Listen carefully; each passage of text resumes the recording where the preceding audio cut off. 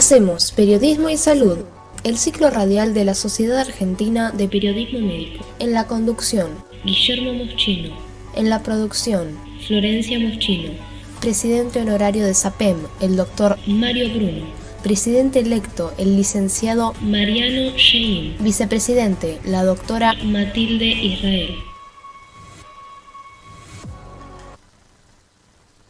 Buenas noches, bienvenidos a Periodismo y Salud, el ciclo radial de la Sociedad Argentina de Periodismo Médico, 18 de marzo de 2026, programa número 134.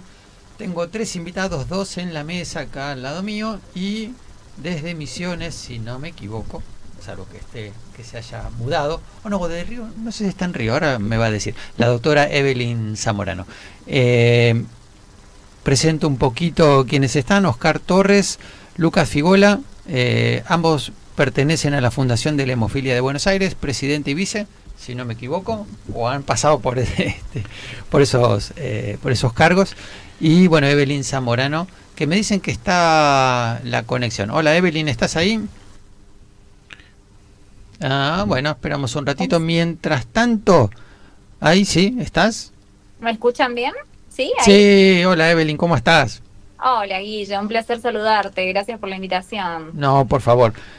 Habíamos hablado de la longevidad saludable hace unos programas con el doctor Mario Boschis y dijo que una de las claves era gestionar el estrés. Así que, ¿quién mejor para hablar de estrés que la doctora Evelyn Zamorano, que por cierto ha escrito un libro que tiene mucho que ver con esto, que se llama Alquimia? Después vamos a mostrar la foto.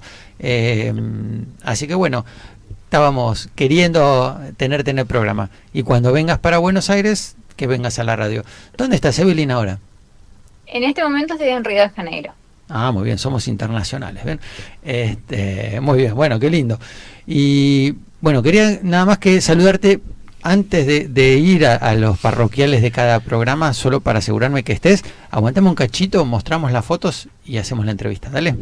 Excelente. Muy bien. Bueno, vamos a agradecer entonces a la operadora y a la productora, a Mile y a Flor, como siempre con la Flor, con el premio efectivo. Lucas Figola, que está a mi izquierda, y yo formamos parte del comité de expertos para evaluar los trabajos que se postulan al premio este año. Después vamos a mencionar eso también. Está abierta la inscripción a quienes quieran participar de estos premios efectivo. Bien, vamos con Evelyn y después lo que me haya quedado pendiente lo vamos pasando. Ahora sí, bueno, Evelyn Zamorano, médica clínica especializada en psiconeuroinmunoendocrinología y medicina del estrés, periodista médica por la SAPEM, egresada 2025, escritora del libro Alquimia y otras muchas cosas más. Sé que has ido a la India porque hiciste yoga y porque hiciste fitoterapia y otras cosas más, pero no me las acuerdo ni me las macheteé, así que si querés agregar algo más a tu currículum, decilo, y si no, vamos al estrés, a explicar. Sí, básicamente todo lo que fui estudiando, lo que me sigo formando es para esto, para tener muchas herramientas y poder comprender al ser humano como un todo y dar herramientas para el manejo del estrés, básicamente. Entonces sí, está bien el currículum que presentaste, no te preocupes. Muy bien, bueno, sí, lo más importante, digo, periodista médica, eso. O sea, aparte de todo lo que tenés de conocimiento por los cursos que hiciste, ahora sabés además cómo comunicarlo. O sabés comunicarlo mejor. Si bien ya sabías, ya estabas en las redes y eso. Ahora podés comunicarlo mejor. Bueno, Evelyn, vamos a hablar entonces de cómo gestionar el estrés y qué es el psiconeuroinmunoendocrinología. Pero empecemos por el ABC, ¿no? ¿Qué es el estrés? Bueno, qué importante porque está como hasta muy de moda, podríamos decir, Guille, ¿no? A esta altura del año parece que todo el mundo arranca marzo y dice, tengo estrés, ya me estresé y empezó el año. Pero es importante recordar, Guille, que el estrés no hay que normalizarlo, primero y principal, sí, porque el estrés en sí mismo se refiere cuando el organismo se empieza a desgastar, se puede decir, ¿sí? Bien. Recordemos que hay un estrés que es normal, el llamado EU3, tiene nombre propio. Sí. que es el que nos ayuda a rendir mejor, ¿sí? Por ejemplo, bueno, a ver, estoy en una temporada de mayor exigencia porque tengo una agenda apretada, los chicos comienzan las clases, tengo muchas actividades. Bueno, voy a estar con mayor capacidad para poder rendir ante eso. Bien. El problema es cuando estos eventos se mantienen, el agente estresor, se puede decir, se mantiene en el tiempo o en la intensidad, y ahí pasamos a tener el estrés que todos conocemos, el estrés malo, el distrés o el estrés crónico. ¿Sí? Claro, el problema es cuando se cronifica, ¿no? Totalmente. Ahí a mí me gusta poner el ejemplo de que imaginarnos que nosotros somos como una máquina, como un motor, que si nosotros está todo el tiempo el acelerador prendido, se consume demasiado combustible, ¿sí? Sí. Nuestro organismo está diseñado está bien, para estar activo, sí, pero también para tener tiempos de pausa y de reparación, ¿sí? Claro. Y ahí es donde empezamos a entender y a profundizar un poco más desde la psiconeuroinmuno, que es esta especialidad que estudia la medicina del estrés, a entender esto del sistema nervioso simpático, ¿sí? Que Bien. es la parte de nuestro sistema nervioso que se mantiene muy prendido, muy en alerta, muy activo, para que podamos atravesar ese estado de estrés y nos mantiene como un estado de supervivencia, se podría decir. Claro, el de lucha, ¿no? Uno está preparado para huir si necesita, o para pelear, o para sobrevivir una situación difícil, pero después de eso tiene que reponerse.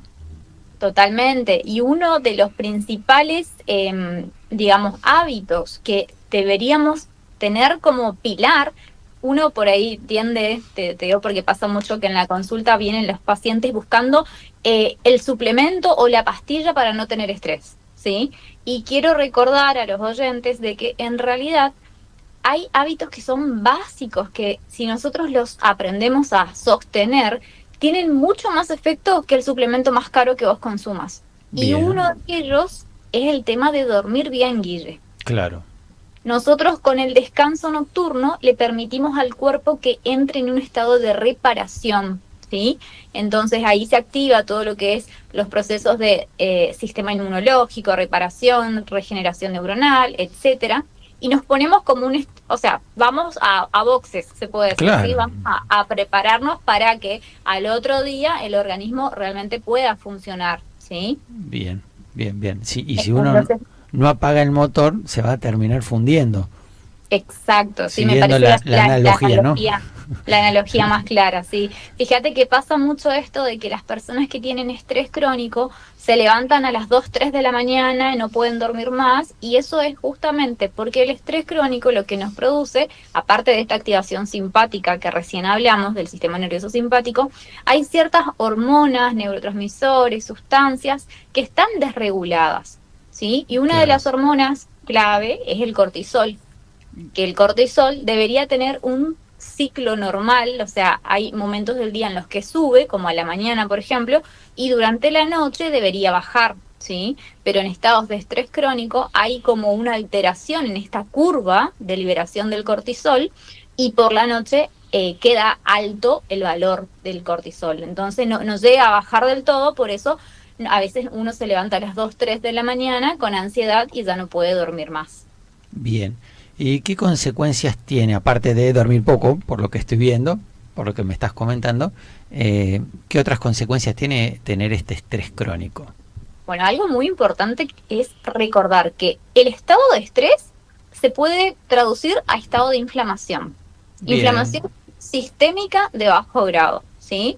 Y una inflamación sistémica de bajo grado, o sea, un organismo inflamado, a la larga nos lleva a un montón de otras patologías, ¿sí? Que son las más frecuentes hoy día, lo que es el síndrome metabólico, hipertensión, diabetes, enfermedades cardiovasculares, ¿sí? Nuestro corazón empieza a trabajar con dificultad, el flujo sanguíneo también, todo lo que es trastornos digestivos. Y eso quiero nombrarlo porque recordemos que existe una relación directa entre nuestro cerebro y nuestro sistema digestivo, específicamente la microbiota intestinal, ¿sí? Entonces, siempre que tengamos, digamos, el huevo o la gallina, le digo yo, porque siempre que tengamos estrés, lo más probable es que tengamos síntomas digestivos y alteración de esta microbiota intestinal, ¿sí? Sí. Pero, Guille, también al revés. Si yo soy una persona que tiene síntomas digestivos, que tiene disbiosis intestinal, que tiene una microbiota alterada, que tiene un sobrecrecimiento bacteriano, el famoso SIBO, por ejemplo, Claro. lo más probable, como esto hace que se alteren ciertos neurotransmisores y altera mi eje intestino-cerebro, la comunicación bidireccional que existe entre el cerebro y los intestinos, lo más probable es que si yo tengo patologías digestivas del tipo que nombré recién, Sí. sea una persona tendiente a estresarme siempre. Bien. Sí. La flora, la microbiota genera neurotransmisores. Totalmente, sí, sí, como uno de ellos es la serotonina, también participa en el metabolismo de glutamato, GABA, Claro. pero son importantes para justamente la salud mental, cómo yo reacciono a lo que me rodea. Y ahí eso tiene, nos involucramos mucho en lo que es la gestión del estrés. Porque muchas veces, dice, no se trata tanto de que, bueno, cuando pase esto, cuando se cambie de jefe, no voy a tener más estrés. Cuando salga Claro. de vacaciones, no voy a tener más estrés. Muchas veces no se trata tanto de lo que pasa afuera, sino de las herramientas internas que nosotros vamos aprendiendo y teniendo. Y cuando digo herramientas, me refiero no solo a lo psicoemocional, que es cómo yo percibo lo que me rodea, que es muy importante en el manejo del Sí. estrés, sino también a mis herramientas biológicas. Y ahí podemos hablar de todo lo que es, por ejemplo, el perfil de los micronutrientes necesarios para que mi organismo, siguiendo la Sí, analogía, sí, la sí. analogía de la máquina y del motor, para que mi nafta sea la correcta para responder ante las demandas externas. ¿Y a qué me refiero ahí con nafta? Vitaminas, minerales, micronutrientes correctos para los procesamientos de los neurotransmisores involucrados, regulación hormonal, ¿sí? Entonces es importante ver la pintura entera. Muy bien.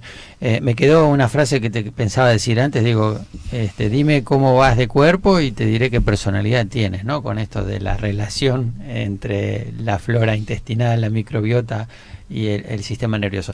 Estabas mencionando los neurotransmisores, los hábitos, los nutrientes, todo. La primera entrevista debe tener que recabar muchas cosas, muchos datos, ¿no? Como para poder hacer un perfil, como para saber qué recomendarle a un paciente con estrés. Sí, la primera entrevista siempre suele ser larga, son entrevistas de 1 hora, porque yo siempre digo, tu biología, Guille, no es la misma que la mía, y tampoco tu programación del sistema nervioso. Claro. ¿Y a qué me refiero con esto? Hay una frase de una autora que me gusta mucho, que es que ella dice que tu biografía define tu biología, ¿sí? Ajá. Yo no diría que define, pero sí tiene mucho que ver, repercute en tu biología actual, tu historia de vida, entender la programación de tu sistema nervioso, es decir, bueno, si hay historias de trauma, de dolor, de situaciones no resueltas Claro. en la vida, por supuesto que esa persona va a tener un sistema nervioso simpático tendiente a activarse un poco más, ¿sí? Sí. Entonces es de ahí, siempre se trabaja de manera conjunta, por supuesto. Hay muchas veces que es importantísimo la terapia, el acompañamiento terapéutico, la nutricionista también, ¿sí?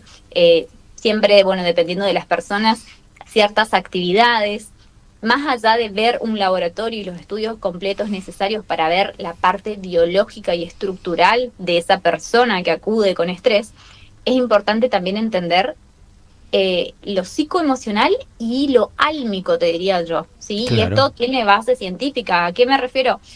El propósito de vida de esa persona, tiene hobbies, tiene vínculos positivos, está automatizado y hace cosas por hacer, o realmente se levanta con ganas, tiene un propósito por el que hacer las cosas. O sea, ver más allá de la profundidad del cuerpo físico, entendiendo de que somos cuerpo, mente y alma.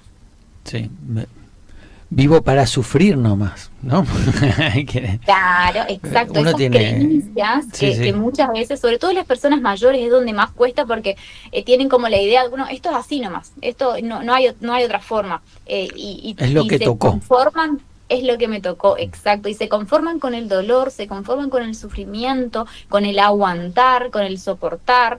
Entonces, hay un trabajo ahí enorme, inmenso, que bueno, que es muy interesante, es muy lindo y es muy apasionante también cómo la persona de a poco con el enfoque desde de la psiconeuroinmunoendocrinología, empieza a recuperar el poder sobre su salud, Guille, y a aprender de verdad a gestionar el estrés, entendiendo de que no es eliminar el estrés de la vida, sino es aprender a gestionarme yo misma y a gestionar mi estrés. Bien, ¿y cómo se logra? Primero y principal, o sea, yo sé que mucha gente espera que en este momento yo hable de una pastilla mágica. No, pero hablemos de qué opciones de tratamiento hay, después cada uno se adecuará, ¿no? Totalmente, sí. En primero y principal yo siempre hablo del autoconocimiento, entender Bien. cuáles son mis factores desencadenantes, por qué reacciono siempre al estrés, entenderme a mí misma, conocerme, observar mis reacciones, empezar por la gestión emocional es un gran primer paso. Bien. Y obviamente que más allá de consultar a un profesional adecuado, es importantísimo el tema de por ejemplo, una buena suplementación o plantas medicinales o plantas adaptógenas, hongos adaptógenos, que son sustancias, la mayoría de estas naturales, que ayudan a modular la respuesta de mi sistema nervioso. Y lo interesante de las plantas medicinales en general para el manejo del estrés es que no es que estimulan mucho ni deprimen mucho, sino que ayudan a regularlo, ¿sí? Sobre Bien. todo los adaptógenos ayudan al sistema nervioso a volver a su homeostasis, a su equilibrio. Perfecto. Bien. Y a mí me gusta correr, por ejemplo, hacer actividad física. Bueno, no es para todos tal vez, o no a todos los tranquiliza. Si bien es útil o es buena para disminuir los factores de riesgo cardiovasculares en general, a la gran mayoría nos tranquiliza, pero no sé si aparte hay otras cosas, saber respirar. Yo te he escuchado hablar de otras cosas también.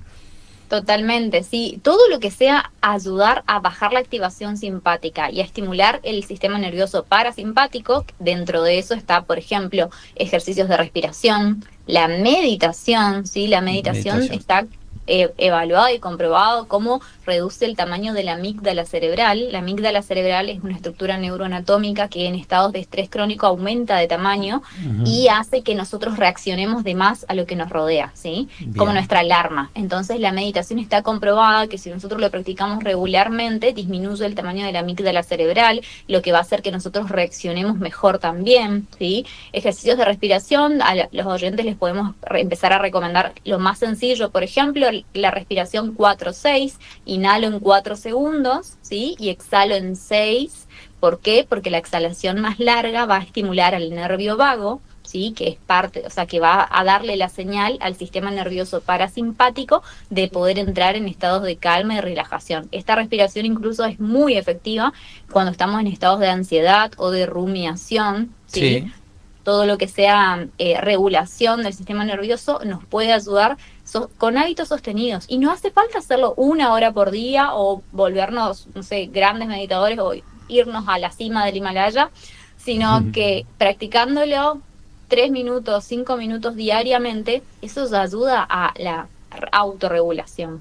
Sí, y darse cuenta a tiempo, ¿no? A veces uno está acelerado porque le pasó algo y a veces uno recuerda estas herramientas y dice, bueno, respiro, eso de contar hasta 10 que muchas veces dicen uno antes de responder o cosas por el estilo, en este caso es bueno, respiro, me calmo. ¿Es 4-6? ¿No hay pausa en el medio?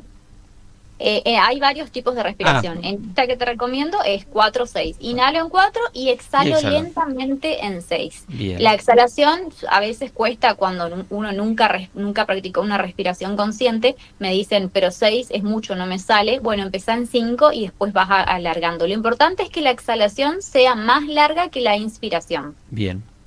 Sí. Bueno, es un buen ejercicio pensarlo. ¿Y qué otras cosas más sirven? Las fuentes de agua, por ejemplo, el sonido del agua, eso ayuda, los olores, ¿esas cosas también ayudan o es un mito? Sí, dentro de todo lo que es medicina integrativa, se tiene muy en cuenta todo lo que es, por ejemplo, aromaterapia, ¿sí? Sí. Y todo lo que es la parte incluso hasta de la medicina energética, los sonidos con frecuencias. Yo siempre digo, herramientas hay muchas, ¿sí?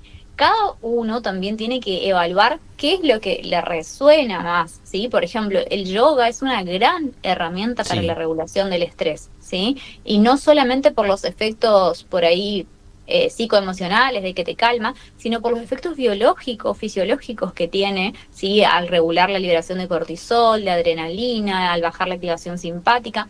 Pero yo, por ejemplo, el yoga, yo sé que en mis consultas no a todos le puedo indicar, ¿sí? Claro. O sea, trato de indicarlo generalmente, pero hay personas que, por ejemplo, adultos mayores que están muy cerrados o que no. Entonces, uno también tiene que saber qué herramientas le sirve o le puede servir a la persona. Es importante, yo siempre digo, tener una mentalidad abierta, entender de que nada está escrito en piedra y de que también algo importante, que lo que le sirvió al vecino, capaz que a mí no me sirve, ¿sí? Bien. Entonces, no frustrarme, sí asesorarme, pero buscar lo que a mi organismo, a mi biología le resulta más útil también, ¿sí? Bien, y ahí está la mano del médico, ¿no? Que sabe cómo llevarlo o aconsejarlo al paciente, a cada uno, ver qué le va mejor a cada uno, ¿no? Totalmente, pero siempre empezando por esto que decíamos, Guille, creo que se resume en estar presentes. Bien. Porque el estrés justamente es un estado donde la mente o está en el pasado o está en el futuro, ¿sí? Está muy relacionado a la ansiedad, sí, y nos hace estar muy desconectados de la hora. Entonces, yo creo que una pequeña práctica para que todos porque es una práctica diaria, pero para que todos lo recordemos, es esto de estar donde está mi cuerpo. Estoy acá, estoy presente. Y cuando la mente se quiere ir con la rumiación, con cosas de eventos catastróficos que podrían pasar, respiro y vuelvo. Y ese pequeño acto, que lo puedo hacer en cualquier momento, lo puedo hacer en el trabajo, lo puedo hacer antes de dormir, practicar la presencia. Ese pequeño acto de estar presente, vos no sabés el efecto biológico que produce apagando los centros de alarma, de alerta en el organismo. Bien, me hiciste acordar, John Lennon decía que la vida es eso que pasa mientras hacemos otras cosas, ¿no? O sea, hay que vivir el presente, hay que estar acá, en este momento. Así que bueno, bien. Redes, ¿cómo...? Bueno, saben también que siempre estoy compartiendo, hago encuentros y talleres sobre manejo del estrés, sobre microbiota intestinal, sobre hongos y plantas adaptógenas. Toda esta información la pueden conseguir en mi Instagram, ¿sí? Estoy como DRA, doctora Evelyn Zamorano, con Z Zamorano. Sí. Y también cualquier cosa que necesiten, tengo guías gratuitas, guías para la utilización del magnesio, guías para empezar a dormir mejor, todo en mi página lo pueden obtener, así que siempre estoy a disposición de quienes necesitan ayuda. Muy bien, bueno, tenemos una foto del libro, creo que es de la segunda edición ya, y sí, ahí está, Alquimia del Deber al Ser, y una guía para tu despertar. No lo lograba leer bien. Bueno, ¿y vas a estar firmando en la Feria del Libro? Sí, Guille, todavía no lo había anunciado, así que gracias por el espacio. Te spoileo. No, está perfecto, gracias. Para que se vayan agendando, el 1 de mayo voy a estar en la Feria del Libro, ahí en la Expo Rural, así que en la Sociedad Rural, así que los espero a todos. Vamos a estar charlando sobre salud, bienestar, sobre manejo del estrés, y sí voy a estar firmando ejemplares de Alquimia en el stand de la editorial. A las 19 horas voy a estar. A las 19 horas. Muy bien. Bueno, Evelyn, entonces muchísimas gracias allá desde Río, por hablar de estrés, y para el 29 de abril vamos a tratar de tenerla acá en la radio, ¿no? Sí, excelente. Nos volvemos a ver para el 29 de abril en vivo esta vez. En vivo, dale, muy bien. Bueno, una pregunta. Sí, te quiero hacer una pregunta, Lucas. No, yo quiero hacer una perdón, pregunta. Oscar. Evelyn, buenas noches. Bueno, interesantísimo. Hola, los conceptos que acabas de ilustrarnos. Te hago una pregunta porque doña Rosa dice, bueno, todo es muy lindo, pero me es más fácil tomar la pastillita para dormir. Totalmente. Sí. ¿Y qué le decimos a la gente al respecto? En este caso, lo importante para mí es la educación.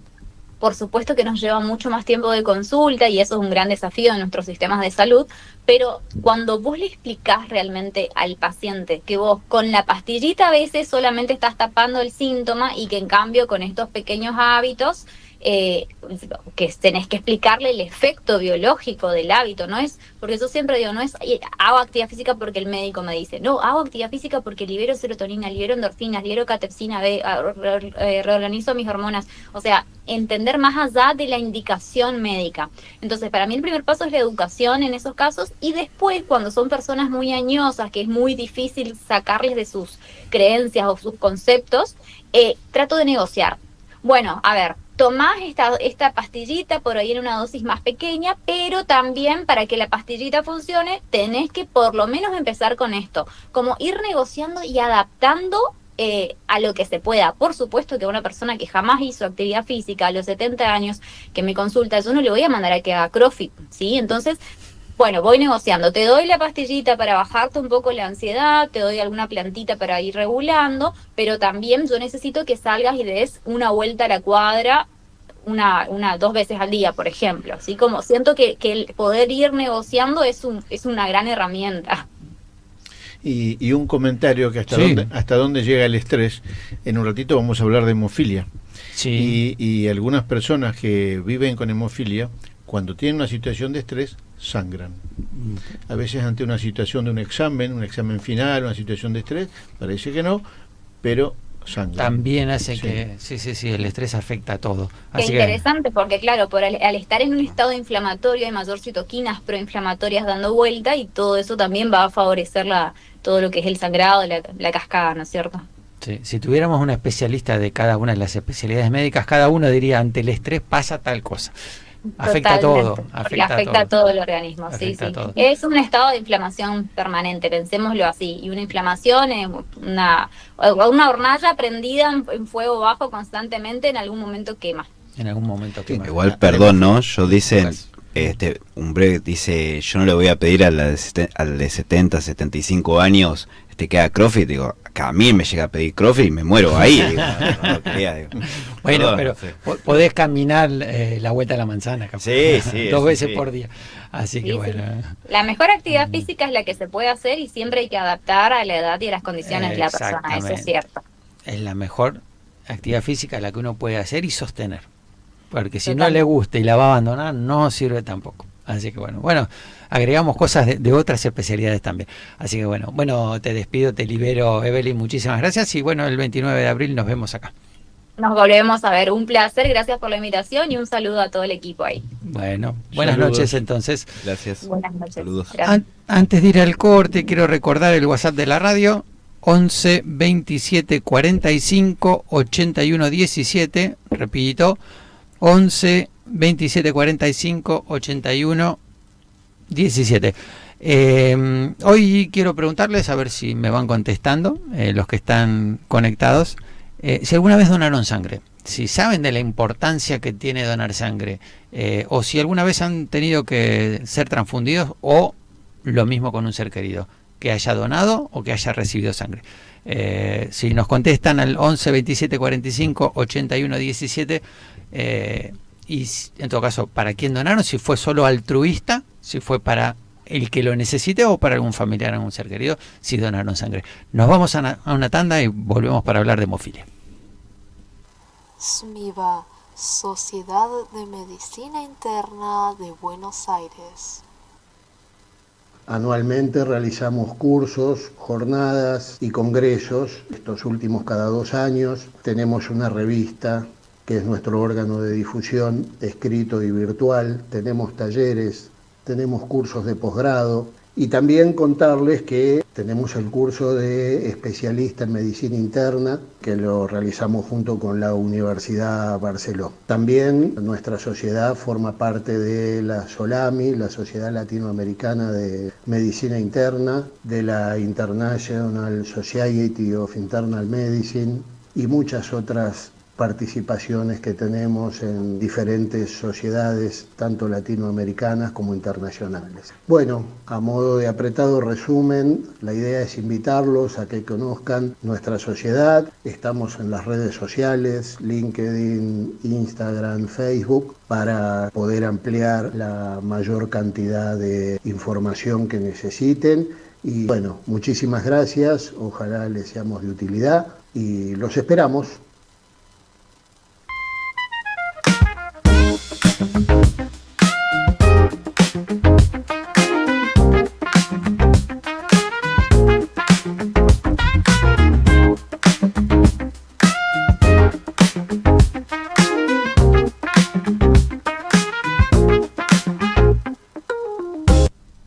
continuamos en Periodismo y Salud, segundo bloque. Ahora vamos a estar hablando con dos de los invitados, Oscar Torres y Lucas Figola, presidente y vicepresidente de la Fundación de la Hemofilia de Buenos Aires. ¿Digo bien o hay datos actualizados y ya no lo son? Lucas es vicepresidente Sí. de la Fundación De la Hemofilia, Fundación. y yo soy el director médico. El director médico, no bueno, ahí está. Es el bueno, que vale vos- más, es el que hace es el que que estemos está- bien. Exacto, ¿No? Si no, exacto. va a llamarla presidente, decía que estamos haciendo uso de Claro. títulos y Estamos, honores. pobre, estamos ¿quién es? ¿Quién no? Mandamos saludos a todo el consejo directivo de la fundación. Bien. La verdad que, bueno, María Belén Roberts, Soledad, a Martín, a Lucas, Julio y a todo el cuerpo de voluntarios y de trabajadores de la fundación, los cuales estamos sumamente agradecidos y honrados porque nos acompañan. Muy bien. Bueno, Oscar Torres, aparte, es una personalidad destacada en ciencias médicas, esto lo ha dicho la legislatura de Buenos Aires, le ha hecho una entrega, ¿qué fue? Una placa con una medalla, ¿qué le dieron? No, la placa de la medalla que vos decís es un honoris causa de la Universidad San Francisco Javier de Chuquisaca. De Chuquisaca, Sí. ajá, mira. Bien, ¿qué más? Director, a mí me figuraba de la Sardá, pero bueno, me dice que... Ahí estoy como jefe del Departamento de Diagnóstico y Tratamiento. Y en la Fundación estoy como presidente desde hace 2 meses. Estoy estrenando bueno, el traje. bueno. Docente de la UBA, También. muy bien. Ese es mi Bueno. trabajo más viejo, desde el año 84. Wow, Sí. qué bueno. Promotor de la donación de sangre, y eso me interesa particularmente en este momento, me interesa siempre, pero particularmente en este. No sé si se me ve, acá no se va a ver, es muy chiquitito, pero tengo un pin que tiene una gotita de sangre de una vez que doné hace unos años. Después voy a mostrar unas fotos donando este sábado pasado, en mi cumpleaños, donando sangre, y doné plasma también hiperinmune cuando creíamos que servía durante la pandemia. No lo hago para fanfarronear, sino para decir, yo doy el consejo de que donen sangre, también lo hago. ¿Sí? A ver si logro que se contagien. Pero vamos a empezar hablando de hemofilia. Lucas es paciente también, Claro. ¿no? Lucas, ¿vos querés contar qué es la hemofilia desde tu punto de vista? Yo desde mi punto de vista como paciente, Como en paciente. realidad solamente como paciente, el resto lo dejo al doctor, tengo como un vínculo muy especial justamente de sangre, ¿no? Hablando de eso Justamente. en el día, pero aparte porque en mi caso en particular, yo soy paciente, creo que soy el X-Men, como digo yo, el mutante Sí. en el que no hay otro antecedente en mi familia, pero estoy casado con una mujer con hemofilia, que y tenemos 2 hijas, una con hemofilia y otra portadora, pero en el caso de toda la familia de mi esposa, mi sobrino Jotu tiene hemofilia, sus hermanas portadoras, su hermano también, con lo cual es como le digo la pyme de la hemofilia, en eso Claro. no, ya en la obra social no precisamente no sería que nos adoraran, pero realmente ya uno conoce, y en el camino de toda la vida haber transcurrido en la fundación y en lo que es sentir, en esto de siempre nos decían desde chico, lo importante es que no te golpees. Claro. Y cómo fue cambiando también en esas indicaciones de no hagas nada, no puedes hacer educación física, no puedes hacer nada, no, lo importante es que lo hagas controlado, Exacto. cuidado, pero ¿y cómo fue eso evolucionando? Desde y a lo mismo que las terapias, ¿no? Los tipos de tratamiento que los que estaban en su momento a hoy son muy distintos. Realmente, no sé, los chicos de ahora y lo que la verdad agradezco de mi hija ahora es otra vida. Tiene otra calidad de vida de la que Exactamente. tenían los chicos cuando vos eras chico, ¿no? Sí. Bueno, no hay paciente adulto con hemofilia que no haya pasado en algún momento por el psoas, que haya tenido un desgarro de psoas. O sea, eso es algo como muy complejo de que no haya pasado. Yo tuve como 6 meses para recuperarme, Uf, pero así todos en algún punto, y algunos lo han tenido varias veces, ¿no? Claro. Y así que la verdad que en eso creo que hay desde el punto de vista como paciente, hay un arraigo, un tejido de contención social, emocional tan fuerte, tanto acá como en todo el país, bien. en todas las organizaciones que se dan. Yo tengo el orgullo de poder ser parte de lo que es la fundación de la hemofilia, con todos los que están allí, con todos los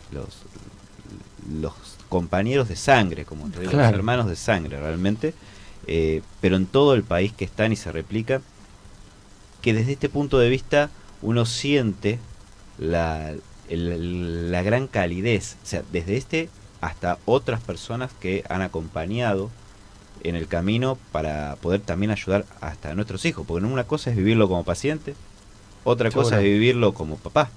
Seguro que sí, seguro. La verdad que, y para eso hay un montón de voluntarios, que eso es lo que más quiero destacar, que han ido a lo largo y a lo ancho del todo el país, yendo ya sea a las escuelas para acompañar, ya sea asesorando a otra persona, sean padres acompañantes, sean adultos, sean jóvenes que realmente tienen una gran actividad, sean mujeres ahora con todo lo que implica en todo este desarrollo y poder tener en cuenta una gran parte de la población que no se tenía en cuenta lo importante que es, y algo también en un punto de vista bien federal, porque es tan variado, tan amplio nuestro país, que realmente yo desde ese punto de vista lo veo como es otra era, y sobre todo contando con semejante persona como el doctor Torres, que la verdad que para hablar de un término coloquial, es un distinto,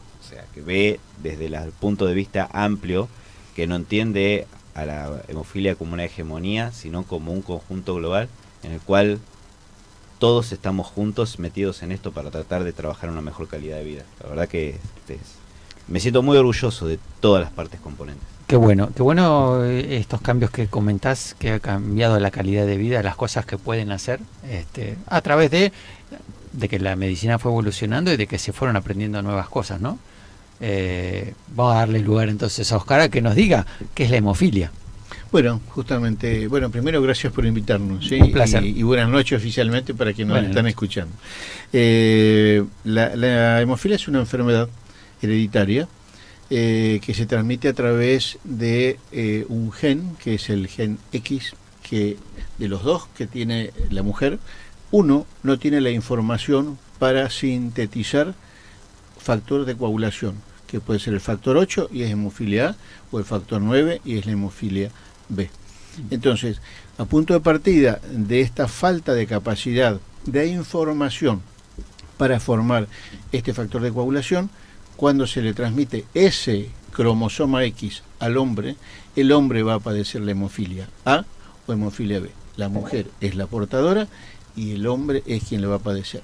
En ciertos casos, cuando hay un padre hemofílico y una madre portadora, tenemos las dos X, entonces tenemos la mujer hemofílica, que no es lo más frecuente, pero existe, ¿sí? Claro, como la mujer tiene dos cromosomas X y uno es normal, va a prevalecer ese. Exactamente. En el hombre no nos queda otra que tiene la información suficiente como para que pueda sintetizar el factor de coagulación. Bien, el 8 o el 9.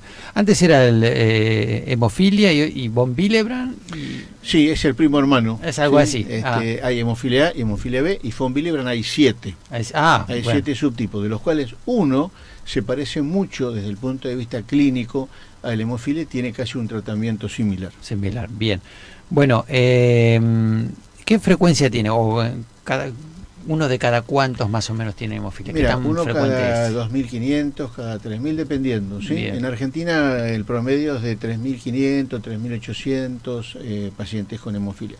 Hoy no son pacientes, son personas que viven con hemofilia. Bien. Porque la calidad de vida ha mejorado muchísimo. Bien, la vez pasada había escrito una nota sobre enfermedades raras y yo ponía pacientes, y una chica que tiene una enfermedad rara me decía, no somos pacientes, como que no tiene razón, lógico, y uno no se da cuenta hasta que se lo hace notar. Bueno, también aplica a esto, ¿no? Sí. A estas personas que tienen hemofilia y bueno. El objetivo terapéutico hoy de todos los que trabajamos en hemofilia, y es el axioma o el objetivo de la Federación Mundial de Hemofilia, es mejorar la calidad de vida del hemofílico. Bien. ¿Factores de riesgo? Situaciones de riesgo. Las situaciones de riesgo son fundamentalmente, primero, la persona que tiene hemofilia puede sangrar espontáneamente, como dije recién, por el estrés, por ejemplo, o puede sangrar frente a traumatismos. Claro. ¿Sí? El factor de riesgo o la situación de riesgo es un por ejemplo, un traumatismo. ¿Sí? Claro. Hay situaciones de riesgo graves, un sangrado en el sistema nervioso central, un sangrado en el tracto digestivo, Claro. un sangrado en, como dijo recién Lucas, en un músculo que nunca duerme, que es el psoas. Claro, el psoas. Es un músculo que está siempre trabajando, aún en reposo. Y a veces el hemofílico hace un movimiento mientras está durmiendo que no corresponde y sangra el músculo psoas. Y eso hace a veces un hematoma Un sangrado intraperitoneal. profundo aparte, ¿no? Un sangrado profundo. Claro. Y a veces hace un sangrado intraabdominal. Voluminoso, por cierto. Voluminoso, por cierto. Sí, Sí. bien. Bueno, y eso es lo que le limita la calidad de vida, ¿no? Exactamente. Uno justamente de los objetivos nuestros como personal que ayuda desde la salud, que ayuda al hemofílico, es enseñarle cuáles son estas situaciones de riesgo para que las evite o para que disminuya el acceso a una situación de riesgo. Es decir, cuidarse, Bien. no evitarlo, pero cuidarse. Bien. Y si uno conoce esta condición, ¿no? de ser hemofílico, bueno, puede prevenir el golpearse, el no sé. Sí, vos sabés que algo que no dije Sí. es que hay 3 tipos de hemofilia según el porcentaje de factor que tengan. Aquellos que tienen menos del 1% son hemofílicos severos, que son los que tienen mayor propensión al sangrado. Esos son los que sangran sin traumatismo. Exactamente. Bien. O el espontáneo. El espontáneo. El espontáneo. Después tenemos el hemofílico moderado y el hemofílico leve. El hemofílico leve a veces se entera de que es hemofílico ante una cirugía, Claro. porque estuvo asintomático toda su vida y llegó la cirugía y sangra. ¿Y qué pasó? Le faltaba el factor de coagulación. O tenía disminuido y se consumió y sangra. Y sangra. Bien. Agrego la importancia de la docencia, sobre todo en materia de emergencia, ¿no? Porque uno siempre va al paciente y por ahí en un momento, y me parece algo muy importante que lo pueda mencionar. Sí, digamos, lo que uno tiene que decirle a quien padece la hemofilia o a quien trata la hemofilia, Sí. o a un hemofílico sin ser especialista, son también situaciones de riesgo, ¿sí? Para evitar el sangrado. O nosotros les decimos a nuestros colegas, ojo con el hemofílico porque no puede tomar medicación derivada de la aspirina, ojo con el bien. hemofílico porque no puede recibir medicación por vía intramuscular, ¿sí? Claro. Entonces, porque esa es una situación de riesgo. De riesgo, Y si sí, tenés sí. que utilizar la vía intramuscular, no uses el glúteo, tenés que ir al deltoides, al bracito.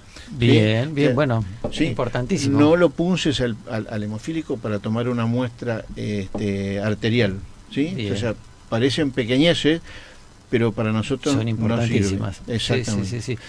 Había leído también que las vacunas tal vez con una aguja más chiquitita y que le pongan Exactamente, hielo sí, y exacto. cosas. Vos le advertís, la vacuna no la deja de recibir, o sea, no puede Bien. suspender un mecanismo preventivo como es la vacuna, pero todas las vacunas se dan en el deltoide, superficial, intramuscular superficial, con Bien. una aguja fina, y después de eso tenerse con el algodón 5 o 10 minutos en forma constante, y después darle hielo para que haya una contracción de los vasos y no favorezca el sangrado. El sangrado, bien. Y con los embarazos, por ejemplo, si se sabe. Bueno, el embarazo es una situación, viste que la embarazada tiene una situación fisiológica de defensa. Claro, Bueno, la embarazada está en un estado de exceso de factores de coagulación. claro. Entonces, entre lo que aumenta el factor 8. Entonces bien. llega al embarazo casi con un nivel normal de factor 8 y son pocas quien sangra.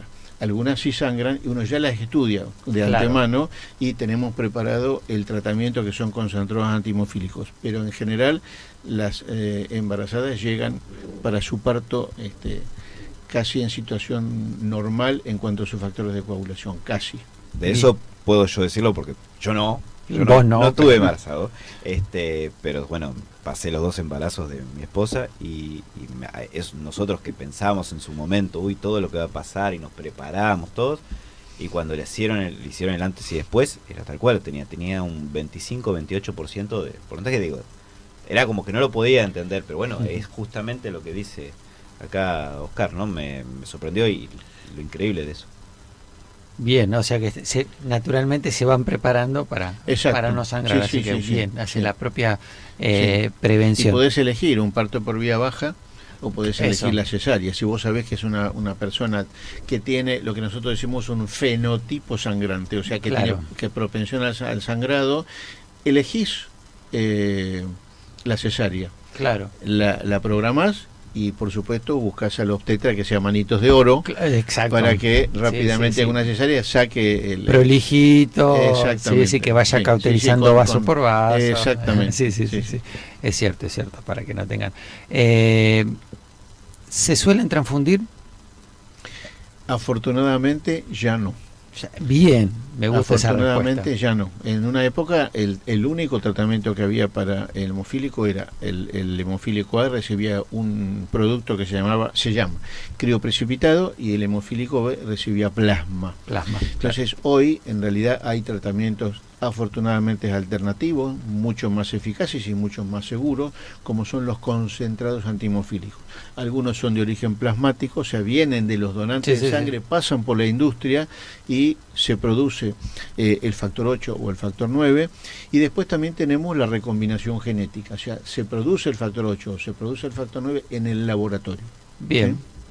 Pero que son mucho más seguros todavía que los plasmáticos, y ya hay ahora también terapéuticas de, vamos a llamarlo para que la gente entienda, de última generación, que son aquellos que no necesitan, para que se forme el coágulo, que se unan todos los factores de coagulación, hacen como puentes, y bueno, esos son los que hoy son los llamados anticuerpos monoclonales, que se utilizan para un montón de enfermedades, afortunadamente también viene para hemofilia. Sí, me había notado uno, ya ni sé por dónde, porque pero vi que había un anticuerpo monoclonal, algún Sumab, no me acuerdo cuánto. Sí, termina con así termina, ese es el sufijo. Creo que son 3, ¿no? El emicizumab, el concizumab y el marstacimab. Concizumab había leído yo. Exactamente. El concizumab está haciendo ahora la entrada en Argentina oficialmente.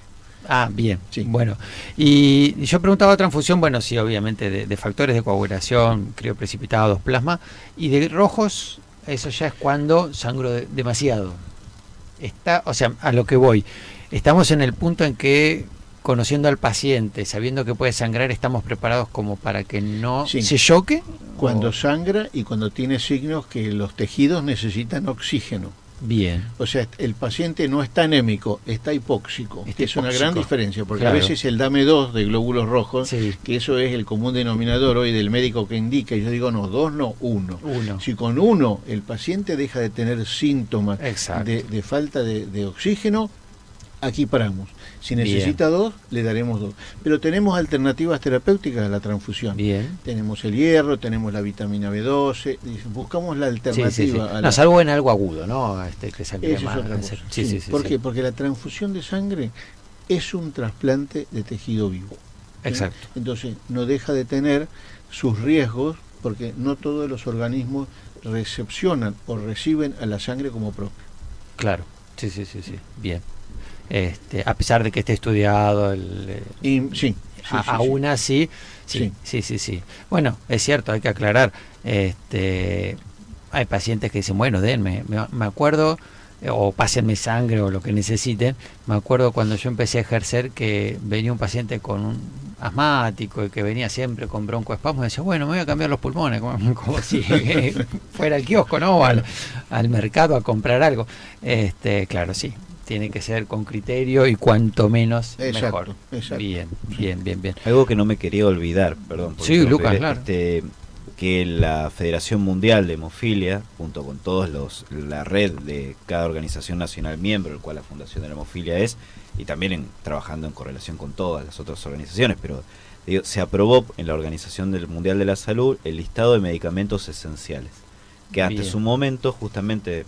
Antes estaba el crioprecipitado, yo cuando era chico me llegué a pasar un crioprecipitado, pero lo sacaron y lo que está, que son como unos lineamientos para decir, esto es lo básico que tiene que tener cada país, debería tener, justamente sumaron a los concentrados antihemofílicos de plasmáticos o recombinantes, también todas las moléculas el emicizumab, el concizumab, bueno, las moléculas anticuerpos monoclonales, y también los distintos tipos de terapias, ¿no? Que bueno, yo creo que en un futuro quizás se verá los beneficios o no de la terapia génica. La verdad que desconozco, no estoy tan informado, pero digo, eso me pareció algo muy importante porque es una gran directriz por parte de la Organización Mundial de la Salud hacia todo el mundo, es decir, tenemos todas estas posibilidades y que bueno, dependiendo de cada país a veces que tienen más capacidad o no de claro. ¿no? Digo, en mi época había un solo tipo de tratamiento.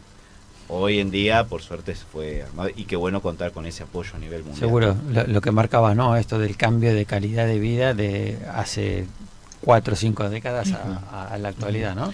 La Federación Mundial de Hemofilia, bueno, es la entidad patrón de hemofilia en el mundo y tiene algunas sedes de capacitación en el mundo.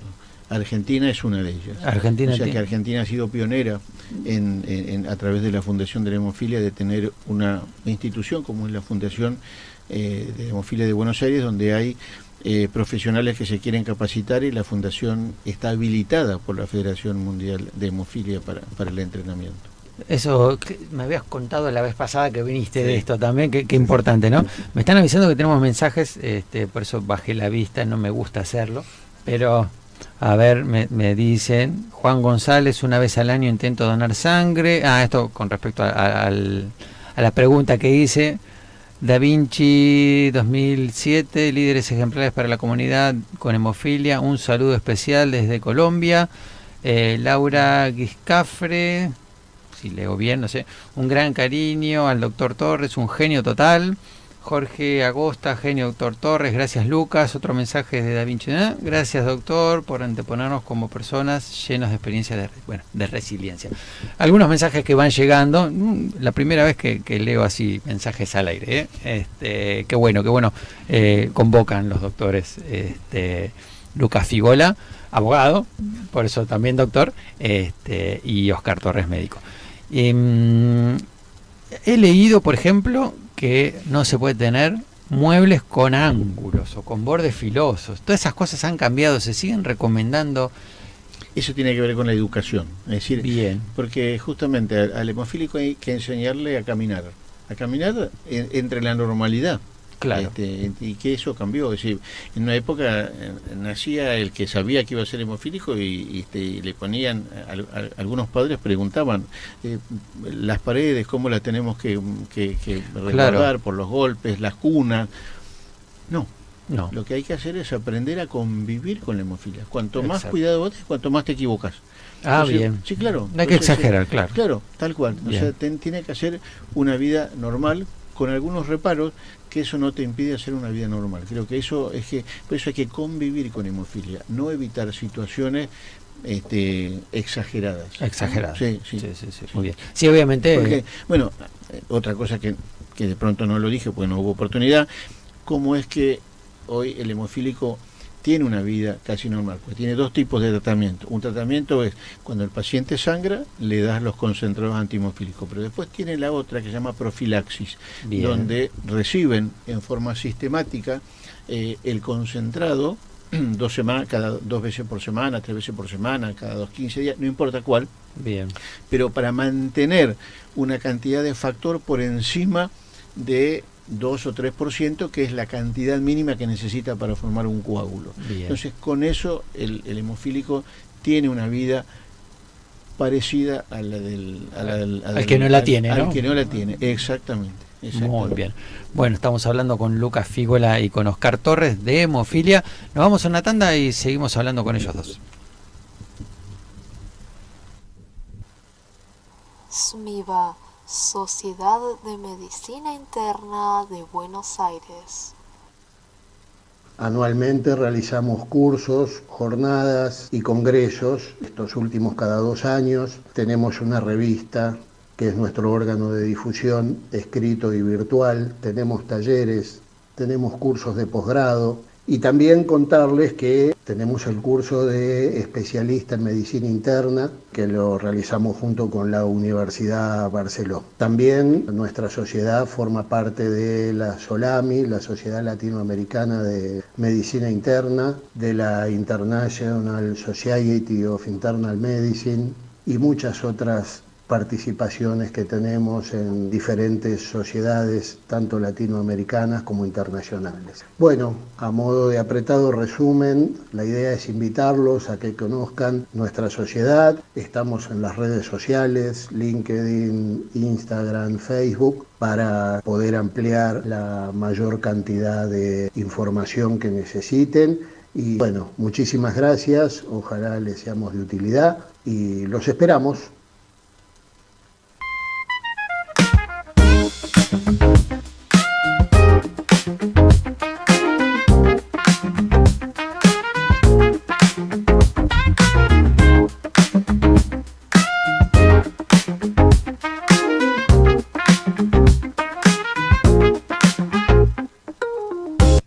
Muy bien, último bloque de periodismo y salud. Tenemos algunos mensajes que han llegado. Luis Cito lo saluda a Héctor Morán también saluda a Oscar y a Lucas. Y con respecto a la pregunta que había hecho de quiénes han donado sangre, Rodrigo de Barrio Marítimo, Lautaro de Wilde, Camila de Quilmes y Marisa de Quilmes han donado. Y hay otros mensajes más que todavía no los procesamos, pero nos queda poquito tiempo, así que vamos. Y quiero saludar a una de las técnicas que me sacó sangre el otro día en Fundosol en Quilmes, a Silvina Tedesco, que nos empezó a seguir, y espero que esté escuchando el programa y si no se lo enviaré. A todas las chicas de Fundosol, tengo el nombre de ella, muy amables, y felicitaciones por el trabajo que están haciendo. De Avellaneda también. Tengo acá las direcciones, tengo un montón, pero bueno, no puedo darlas todas, no nos da el tiempo. Quiero una de las fotos. Nosotros vamos a seguir hablando y vamos pasando algunas fotitos. La importancia de donar sangre. Ahí de corazón a corazón se ve las transfusiones. Esa es la primera vez que doné sangre. Cuando me enteré que el personal de salud puede hacerlo, así que después nos ilustrará un poquito más el doctor Torres, que podemos hacerlo. Y después había una más de la del sábado pasado, ahí festejando mis 51 años donando sangre. ¿No está la foto? Uy, no la mandé. Bueno, después la paso. Tenemos algunos donantes que vienen a festejar el cumpleaños con los amigos. Y los amigos vienen a festejar el cumpleaños donando sangre. Qué buena manera de festejar, ¿no? Dándole la posibilidad de salvarlo de alguna situación grave a alguien, ni siquiera familiar o ni siquiera ser querido, a cualquiera, a todos, en todo caso. Había leído una nota de Infobae de Daniela Blanco, que es compañera nuestra en el comité de expertos, que dice que 9 de cada 10 personas en algún momento van a necesitar sangre. El 90% lo vamos a necesitar, y si decimos que incluimos también a los seres queridos, todos. Sí.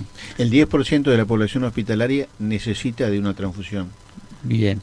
Y esta demanda la cubriríamos si donáramos una vez por año el 10% de la población, o 2 veces por año el 5%. 2 veces por o año. Incluso hasta el 3% ya nos alcanzaría. Sí. Llegaríamos a lo que se llama la autosuficiencia. La autosuficiencia. Eso significa, y tenemos 2 tipos de autosuficiencia, para glóbulos rojos y también para plasma. Bien. Vos donaste plasma en su momento para la época de COVID. Bueno, no hace falta solamente ser donante de plasma para COVID. Uno puede donar plasma por un método que se llama aféresis. Ese plasma va a la provincia de Córdoba, a la planta de hemoderivados de Córdoba, que es la única planta que hay en Latinoamérica de autogestión y estatal, eso hay que aclararlo, que transforma ese plasma que nosotros enviamos, el plasma que no se transfunde, lo transforman en albúmina y en gamma globulina endovenosa, que es un producto, los dos, excesivamente caros y escasos. Bueno, nosotros tenemos el orgullo de hablar de la Universidad Nacional de Córdoba, que tiene su planta de hemoderivados. Bueno, una felicitación para ellos, y bueno, y convocar a la gente a que donen. Mucha gente la necesita, quienes tienen, por ejemplo, trastornos hematológicos como una talasemia, oncológicos o hemato-oncológicos, leucemias, los politraumatizados, aplasia, los trasplantados. y en el caso yo lo hablo por un familiar, una aplasia medular por metotrexato. Por suerte ha salido de la aplasia medular, pero hemos convocado a mucha gente que done, y tocándome tan de cerca quise hablar de este tema de nuevo. Un poquito de color, algo de la historia. En 1667 Jean-Baptiste Denis realizó la primera transfusión de un cordero a un humano. Por suerte, no sé cómo sobrevivió el humano, el cordero no sé, pero bueno, anduvo. Habrá hecho una hemólisis, pero no habrá sido tan masiva. Hay otro en la historia, que era el Papa Inocencio VIII, sí, que quería sentirse joven, entonces se transfundía con sangre de jóvenes. De jóvenes. Porque después le venía el acceso de locura. Ah, sí. Y eso decía que lo rejuvenecía. El acceso de locura era porque se transfundía sangre incompatible. Incompatible, y claro. había hemólisis, ¿sí? Y bueno, en una de esas no sobrevivió. En alguna fue demasiado, y ya no la pasó. Sí. Bueno, en 1818, un obstetra, el médico James Blundell, realizó la primera transfusión exitosa. Esto, por lo menos que esté documentado, ¿no? De humano a humano, de vena a vena, como se hacía antes, en una hemorragia postparto. En 1901 se descubren los grupos A, B y 0, Karl Landsteiner, o sea, la histocompatibilidad de los grupos sanguíneos. Y Luis Agote, nuestro compatriota Luis Agote, en 1914 descubrió que el citrato de sodio hace que la sangre no se coagule y por lo tanto se puede almacenar, y a partir de ahí se hicieron los bancos de sangre. Eso, yo te cuento algo más nuestro, ¿no? Dale. El doctor Luis Agote utilizó por primera vez el citrato de sodio en dosis no tóxica. Ah, ¿sí? bien. Y se anticoaguló. Eso fue una bisagra para la medicina transfusional mundial, y lo usaron justamente en la Primera Guerra Mundial. Un error cometió el doctor, era tan humilde que publicó su hito en Caras y Caretas. Ah, mira. Entonces no publicó en ninguna revista científica. En cambio hubo un belga pícaro, sí, que hizo lo mismo que el doctor y lo publicó en una revista, y entonces algunos todavía se pelean si quién fue el primero, si el doctor Agote o el belga. Bien. Pero fue el doctor Agote. Sí, no lo patentó, es cierto. Exactamente. Bueno, nos quedamos sin tiempo. Saludo a los oyentes y los convoco para el próximo miércoles a las 21 horas para hacer periodismo y salud. Buenas noches.